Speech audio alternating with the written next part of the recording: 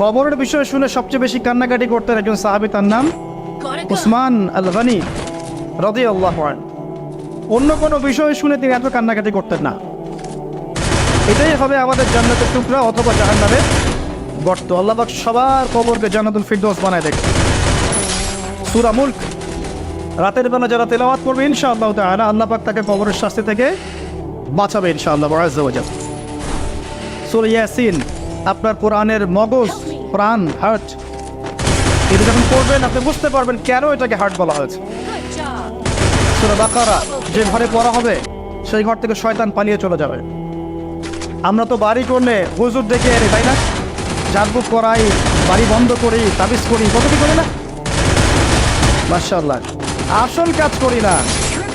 একটা জায়গায় উঠেছেন, বাসায় উঠেছেন, নতুন বাসা, সূরা বাকারা তেলাওয়াত করেন।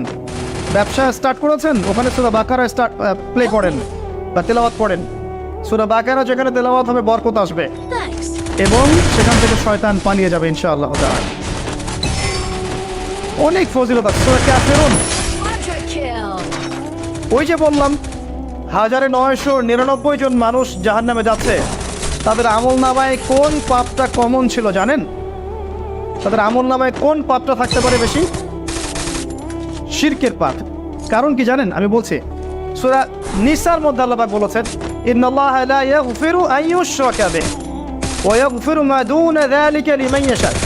আল্লাহ পাক তার সাথে শিরকের গুনাহ মাফ করেন না। এছাড়া যে কোনো পাপ আল্লাহ যাকে ইচ্ছা মাফ করতে পারেন।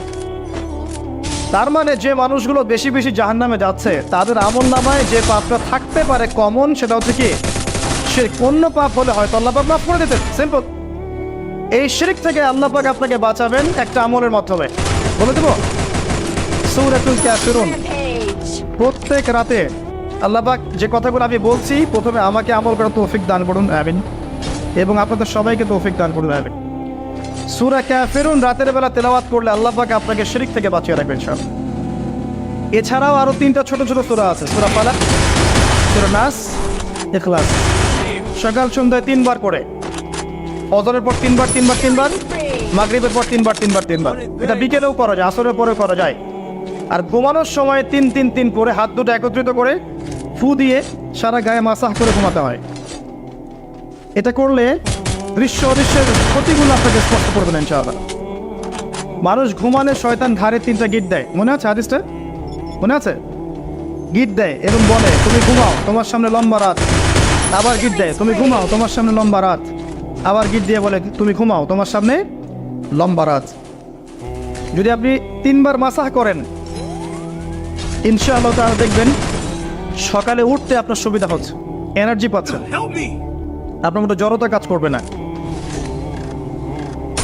আরেকটা কথা বলতে চাই, সূরা কাহফ, এটা বলে আমি অন্য পয়েন্টে যাচ্ছি।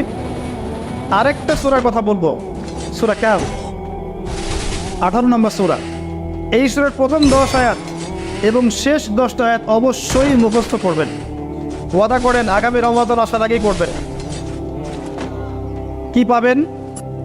আপনার জীবদ্দশায় যদি দাজ্জাল বের হয় এবং সারা বিশ্ব শাসন করা শুরু করে, আল্লাহ পাক আপনাকে ওই ফিতনা থেকে বাঁচিয়ে রাখবে ইনশাআল্লাহ।